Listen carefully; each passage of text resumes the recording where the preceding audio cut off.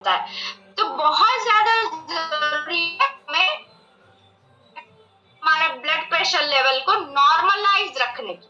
Okay, जब तक baby birth नहीं हो जाता तब तक हमें फिजिकल एक्टिविटी पे, प्रॉपर डाइट पे, उन सब चीजों पे ध्यान देना है, तब जाके हमारा ड्यूरिंग प्रेगनेंसी जो है ब्लड प्रेशर लेवल नॉर्मल रहेगा और ये जो प्रॉब्लम्स आते हैं ड्यूरिंग प्रेगनेंसी ये आएंगे नहीं।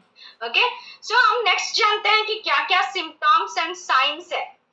बहुत सारे लोग हाइपरटेंशन को नोटिस ही नहीं कर पाते हैं। क्यों? क्योंकि सिम्टम्स का पता नहीं होता है। सिम्टम्स जो होता है वो नॉर्मली अर्ली मॉर्निंग हेडेक होता है। आप इसको ध्यान कीजिएगा, अगर आपको लगातार सुबह उठने से हेडेक होता है तो एक बार आप खुद का ब्लड प्रेशर लेवल चेक कर ले। आपके कान पे कुछ बजते रहते हैं, ओके, हमेशा कान में कुछ बजते रहते हैं तो ब्लड प्रेशर प्रॉब्लम हो सकता है। नोज से ब्लीडिंग होता है, आई साइट का वीक हो जाना, ठीक है, आंखों का जो विजन होता है वो वीक हो जाना, चेस्ट पेन होना, ब्रीदिंग में प्रॉब्लम आना, इरेगुलर हार्ट बीट होना और यूरिन पे बहुत ज्यादा ब्लड वगैरह की समस्या निकलना। ओके, हमेशा कंफ्यूज रहना और नेक और ईयर्स प्रॉब्लम होना, ये सारे ब्लड प्रेशर के सिम्टम्स है। यहाँ से हमें जानना पड़ेगा कि हमारे अगर ये सारे ऑब्वियस साइंस आते हैं तो हमें ब्लड प्रेशर की खतरा हो सकती है, तो हमें जाके खुद का ब्लड प्रेशर का लेवल चेक कर लेना चाहिए, क्योंकि prevention is better than cure. अगर आप जान लोगे तभी आप अपने आप को प्रिवेंट कर पाओगे। तो consequences of high blood pressure क्या क्या हो सकता है, क्या क्या खतरा है अगर मेरा हाई बीपी रहता है तो सबसे पहला स्ट्रोक की समस्या होती है। दूसरा विजन लॉस, आंखों का आईसाइट का प्रॉब्लम आ सकता है। ओके, हार्ट फेलियर की समस्या, हार्ट अटैक की समस्या हो सकती है, सेक्सुअल डिसफंक्शन हो सकता है, किडनी डिजीज हो सकता है। ये सारे प्रॉब्लम्स हो सकते हैं अगर लगातार लंबे समय से हाई ब्लड प्रेशर किसी को रहता है, तो ये बॉडी के हर पार्ट को अफेक्ट करता है, तो हमें ये जानना जरूरी है।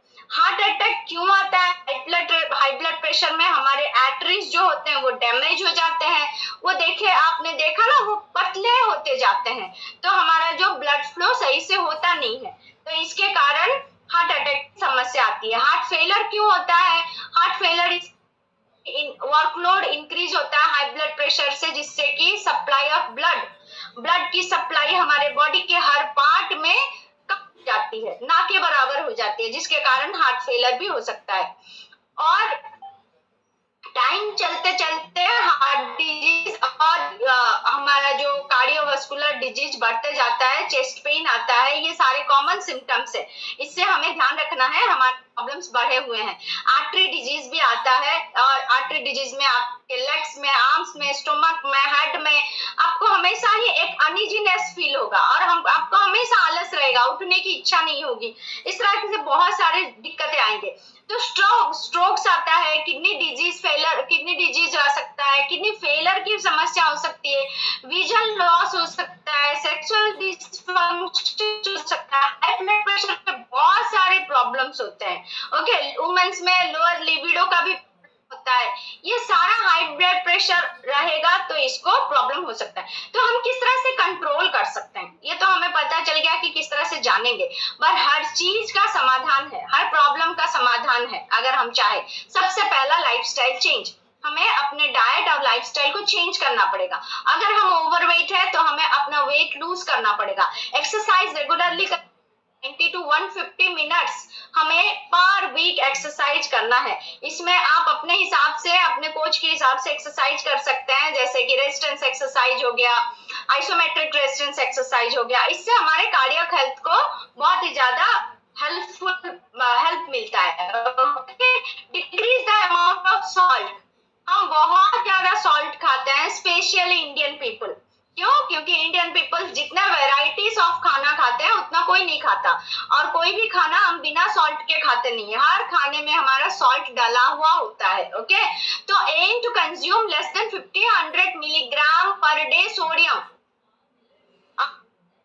रिड्यूस करना चाहते हैं तो और भी रिड्यूस कर सकते हैं, 1000 मिलीग्राम कैन हेल्प।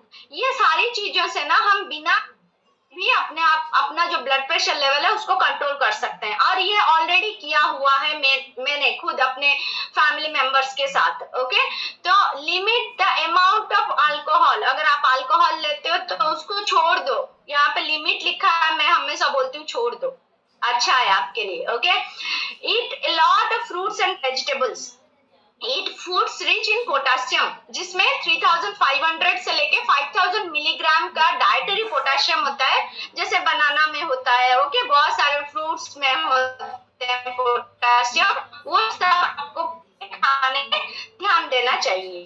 तो मेडिकेशन, प्रिवेंशन एंड प्रिवेंशन, सबसे पहला हो गया लाइफस्टाइल चेंजेस। आपको